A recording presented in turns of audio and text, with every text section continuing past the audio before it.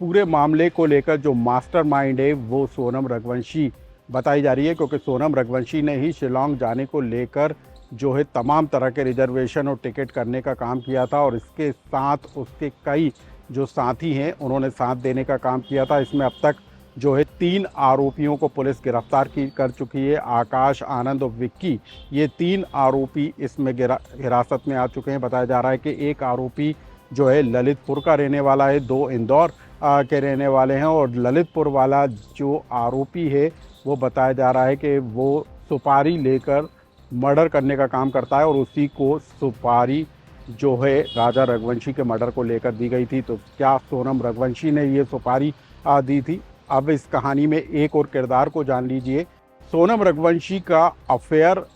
बताया जा रहा है कि एक राज कुशवाहा नाम के युवक के साथ था। राज कुशवाहा जो अभी फरार है, पुलिस उसकी तलाश कर रही है, और राज कुशवाहा के साथ मिलकर और उसके 2 अन्य साथियों के साथ मिलकर सोनम रघुवंशी ने राजा रघुवंशी के हत्या की साजिश रची थी। और ये साजिश सोनम रघुवंशी और राजा रघुवंशी के शादी के ठीक पहले रची गई थी, और इसी को लेकर जो पॉइंट भी तलाशा गया था वो शिलांग का ऐसा पहाड़ी इलाका था जहां पर ना तो सीसीटीवी कैमरे थे और ना जहां पर नेटवर्क था, और जहां पर किसी के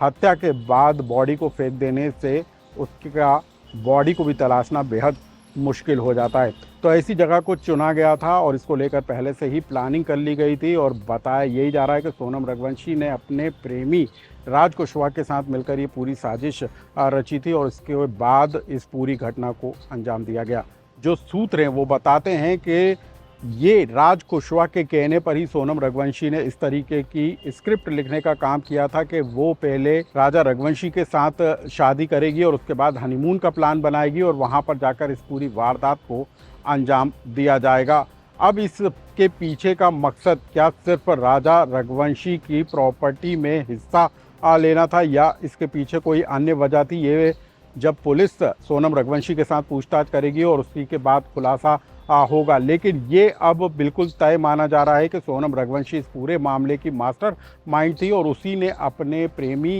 राज कुशवाहा के साथ मिलकर इस पूरी घटना को अंजाम दिया। इसके लिए बाकायदा पहले से ही प्लानिंग कर ली गई थी कि आखिर कौन सी जगह पर राजा रघुवंशी को लेकर जाना है, किस तरीके से उस पर वार करना है, कैसे हत्या की घटना को अंजाम देना है, और इसके लिए किस तरह के लोगों को हायर किया जाएगा। ये प्लानिंग काफ़ी पहले कर ली गई थी, और इसी स्क्रिप्ट को लिखे जाने के बाद इसको सीक्वेंस वार जो है अंजाम देने का काम किया, क्योंकि तमाम तरह के जो वीडियो निकल कर आए थे उसमें ये साफ तौर पर झलक रहा था कि जो सोनम रघुवंशी हैं वो राजा रघुवंशी से दूरी बनाती हुई नज़र आ रही थी। कई बार वो अपने मोबाइल पर किसी को टेक्स्ट मैसेज भेजती हुई नज़र आ रही थी, यानी कि वो राजा रघुवंशी और अपनी लोकेशन भेजने का काम कर रही थी। और आखिरी समय में जो 3 लोग राजा रघुवंशी के साथ बात कर रहे थे वो मध्य प्रदेश और उत्तर प्रदेश के रहने वाले थे, जिन्होंने इस पूरी वारदात को अंजाम दिया है। तो इस